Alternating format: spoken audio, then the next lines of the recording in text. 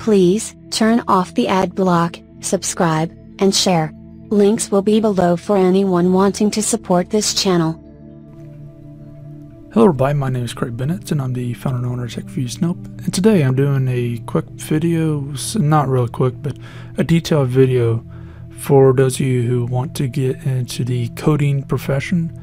Now, as far as this goes, I'm going to mention that I'm going to try to kick up the coding stuff within the next couple weeks to a couple months. And I'm going to do real world examples if possible, when possible. And the reason for this is you will be able to get some actual experience and taste of what your life as a professional coder will be like. So as far as that goes, one thing I want to mention is, how do you know if coding is right for you or not? One thing I will tell you to do to find if it's right for you or not is go to Codecademy. I'll have a link to this in the description. Also Stack Overflow, I'll get into that in a bit. But Codecademy, go to that. It's a free website, has quote unquote classes. It's basically a self-paced thing. And what happens is, if you want to do a lot of it at one point, good, if not good, but it will teach you the basics about coding to a point. You do need to have some technical knowledge in order to understand some of this stuff. Otherwise, you're just going to regurgitate and not really do much beyond that. So it's very, very important to understand that if you don't know if coding is for you, go to this site and you can get an actual taste of it, a real good hefty taste of it.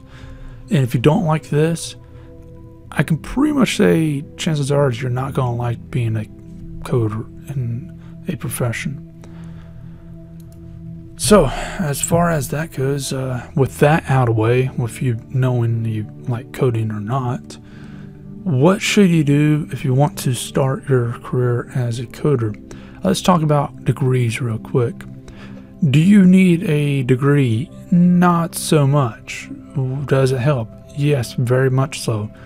It's like anything else. If you want to be a chef, having a degree, that's not necessary, but it helps. Definitely much so.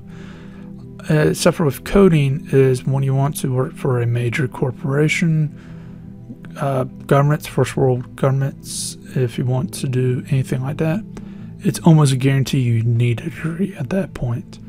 Especially if you plan to eventually move up to a C level or a, in some cases, management. But if you're planning to just do freelance forever, it might not be totally necessary. And if you're planning to just be the low person on totem pole, which I highly advise against, then it might not be totally necessary. But I think in 10 years down the road, it will be. It's like McDonald's. Back in the day, you didn't need a high school diploma or be in high school. Now, if you don't have one, many McDonald's in the United States won't even hire you. So it's pretty important to note that if you don't have a degree and you're really going for something stable and long term, get one, because you might not have a job if you wait so many years. Now, with that, what type of degree? I'll say just computer science, or in some cases any. I got an aerospace degree and I'm getting offered jobs from IBM and a couple other places. And as far as that goes, aerospace has nothing to do with coding, and I'm still able to get stuff due to my background. Now, if I had something in computer science, it would be a lot better and a lot more lucrative. And that's one thing I will tell you.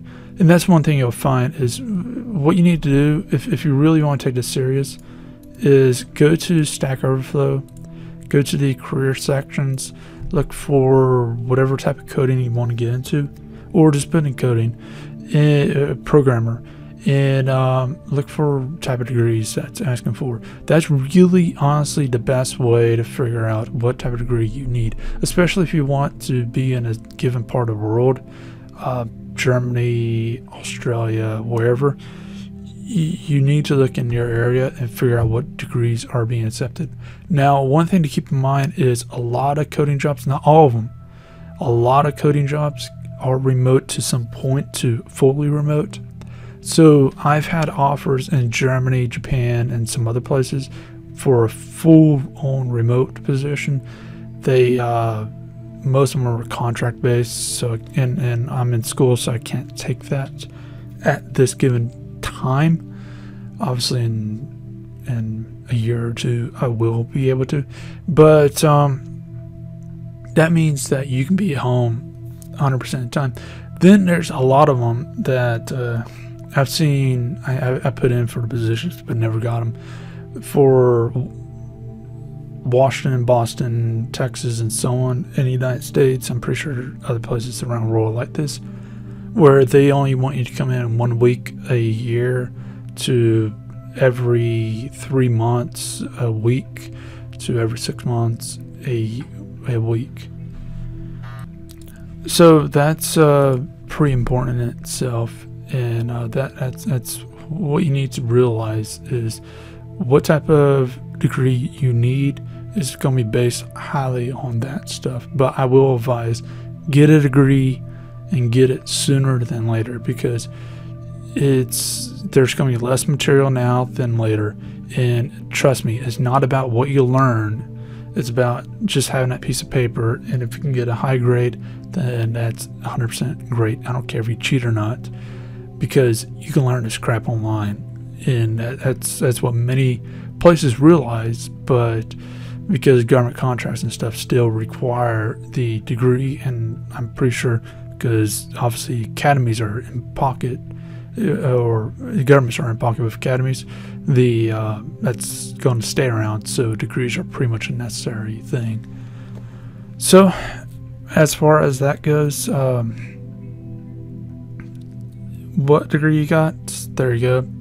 But do you need certifications? Not so much. I've never seen any job anywhere in the world, because I've looked around the world a few times, and I've never seen anyone that required certifications, unless if it's working at a hospital or working in a very particular environment. But that certifications only pertains to the environment, not so much the coding or anything like that.